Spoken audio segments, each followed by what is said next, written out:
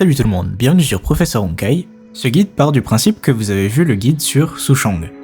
Dans ce guide, on va voir comment jouer la nouvelle armure de Sushang dans le royaume élyséen, et on verra quelques généralités liées au personnage dans le R, ainsi que les deux différents builds qui existent. Sushang dans le royaume élyséen a quelques ajustements. Premièrement, utiliser son actif d'arme finale réinitialise le temps de recharge de l'actif d'arme. Le compteur de combo ne se réinitialise qu'après 60 secondes sans taper.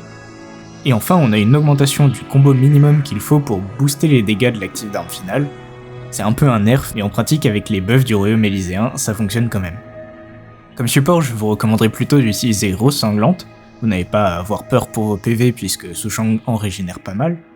Et en second, Astrologos ou Sniper enneigé pour booster vos dégâts physiques. En bonus de la séquence profonde, je vous recommanderais plutôt le premier et les deux derniers, qui sont comme d'habitude taillés pour la nouvelle Valkyrie de la version.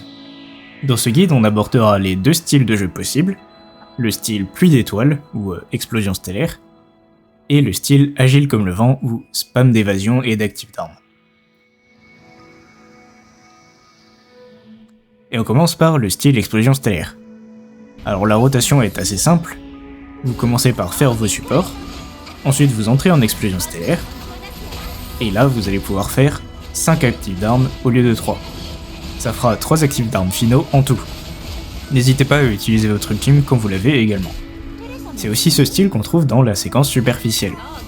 Pour les sauts de départ, je vous recommanderais celui qui augmente les portails dessous, et après j'aime bien prendre celui qui garantit un portail d'Elysia à l'étage 7, mais vous pouvez aussi prendre celui qui améliore les insignes dessous. L'insigne d'Elysia essentiel pour ce style, c'est la bénédiction de la lame d'émeraude. Il vous permet de faire les 2 actifs d'armes finaux supplémentaires en explosion stellaire, augmente leurs dégâts, regroupe les ennemis et recharge l'intensité de l'anneau astral automatiquement. L'insigne d'Elysia que je vous recommanderais en deuxième, c'est la bénédiction de l'héroïne vaillante, qui augmente les dégâts d'actifs d'armes en explosion stellaire et fait subir des dégâts physiques aux ennemis. Enfin, vous pouvez prendre la bénédiction des 5 saveurs, qui augmente beaucoup les dégâts totaux subis par les ennemis quand vous faites un actif d'arme ou une attaque combo. Les insignes généraux à prioriser pour ce style vont être les insignes. Dessous en premier, car Sushang a des coups vraiment très rapides. Prenez les insignes qui donnent des dégâts totaux, des dégâts subis par les ennemis et 60 combos quand vous tapez. Puis le noyau 1, et enfin l'insigne amélioré qui donne de la brèche physique. Ensuite ceux de Kalpas avec le noyau 2, car Sushang peut pas mal se soigner. Prenez principalement ceux qui donnent des dégâts totaux et physiques et celui qui augmente les PV. Ensuite ceux de Cosma, non pas pour les couches de déchirement, mais prenez ceux qui se déclenchent sur l'ultime, les attaques basiques et les évasions, pour avoir les bonus liés au saignement qu'ils donnent.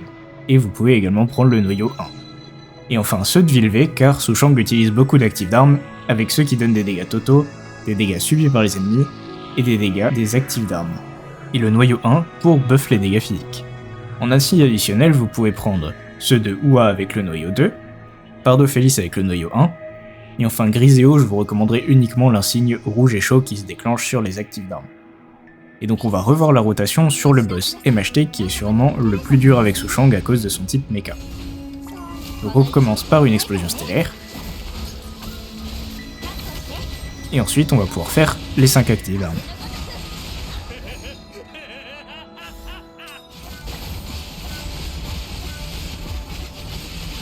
Et donc on peut à nouveau faire une explosion stellaire, et ainsi de suite.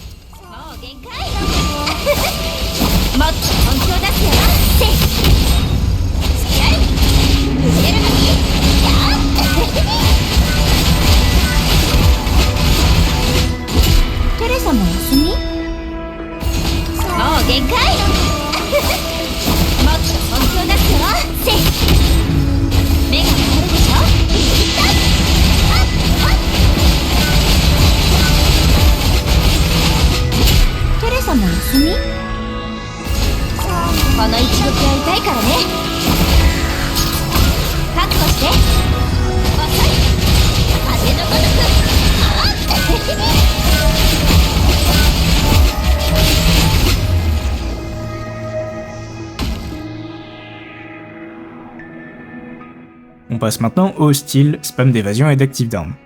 La rotation dans ce style-là est un poil plus compliquée. Vous allez faire un actif d'arme puis une esquive, un actif d'arme puis une esquive, un actif d'arme puis une esquive, et enfin un actif d'arme spécial. Donc, je répète 3 fois actif d'arme plus esquive, et après, Active Down spécial. Encore une fois, vous pouvez aussi utiliser votre ultime quand il est disponible. Pour les sauts de départ, je recommanderais celui qui augmente les portails de Sakura. Et après, encore une fois, j'aime bien prendre celui qui garantit un portail d'Elysia à l'étage 7, mais vous pouvez aussi prendre celui qui améliore les insignes de Sakura. Quand vous aurez le noyau de Sakura, vous pourrez passer à l'item qui augmente les portails de Cosma. L'insigne d'Elysia essentiel pour ce style de jeu, c'est la bénédiction de la tranquillité, qui est un roman tout entier, mais pour résumer, quand vous n'êtes pas en explosion stellaire, l'active d'arme réinitialise l'esquive et vice versa, et ça augmente aussi les dégâts de l'active d'arme spécial. Ensuite, je vous recommanderais éventuellement l'insigne d'Elysia bénédiction du chevaucheur de vent, qui augmente énormément les dégâts des actifs d'armes, et encore plus quand il s'agit de l'active d'arme spécial. Et enfin, comme pour l'autre build, si vous le voulez, vous pouvez prendre la bénédiction des 5 saveurs qui augmente beaucoup les dégâts totaux subis par les ennemis quand vous faites un active d'arme ou une attaque combo. Pour ce qui est des insignes généraux à prioriser, comme Sushang spam les esquives dans ce style, ceux de Sakura avec le noyau 1 seront parfaits. Prenez ceux qui augmentent les dégâts et celui qui régénère des PC. Et éventuellement, vous pouvez prendre l'insigne améliorée qui réinitialise le temps de recharge de l'ultime. Une fois que vous aurez le noyau 1, essayez de caler votre ultime quand il y aura le compteur de Sakura au-dessus de votre barre de vie pour faire un max de dégâts. Ensuite, vous allez prendre ceux de Cosma. Cette fois-ci, vous allez pouvoir accumuler du déchirement, donc prenez ceux qui donnent du déchirement, et celui qui donne des dégâts, et éventuellement celui qui augmente la durée des déchirements aussi. Et enfin, vous pouvez prendre le noyau 1, et des insignes améliorés si vous le souhaitez. C'est à peu près tout pour les insignes vraiment essentiels, mais vous pouvez toujours compléter avec ceux de Vilvé avec le noyau 1, Kalpas avec le noyau 2, donc les deux là avec les mêmes insignes que pour l'autre build, ceux de Eden avec le noyau 1, Pardophélis avec le noyau 1, et Griseo avec le noyau 1 et les couleurs rouge, jaune et noir. Et donc on va revoir la rotation à nouveau sur le boss MHT. Donc on fait un active d'arme, une évasion, un active d'arme, une évasion, un active d'arme, une évasion, et l'active d'arme spécial.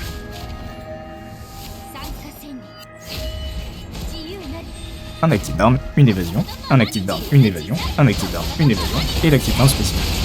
Un active d'arme, une évasion, un active d'arme, une évasion, un active d'arme, une évasion, et l'active d'arme spécial. Un active d'arme,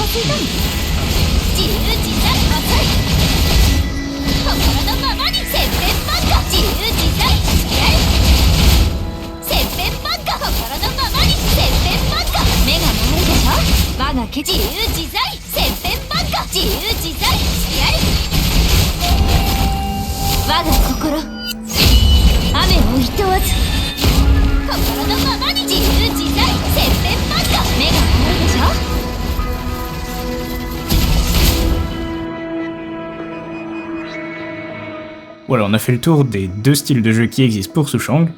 Personnellement, je trouve que les deux sont tout à fait jouables. Le style explosion stellaire, je le trouve un peu plus rapide et il sera légèrement favorisé par les buffs de la première partie de la version. Le style évasion, il est un peu plus lent et il sera plutôt favorisé par les buffs de la deuxième partie de la version, mais vous pouvez quand même jouer celui que vous trouvez le plus amusant, il n'y a pas de souci là-dessus.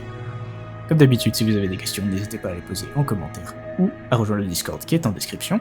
À laisser un like si ça vous a plu, à vous abonner si vous voulez pas rater les prochaines vidéos. Et sur ce, moi je vous dis à la prochaine sur Professeur Honkai.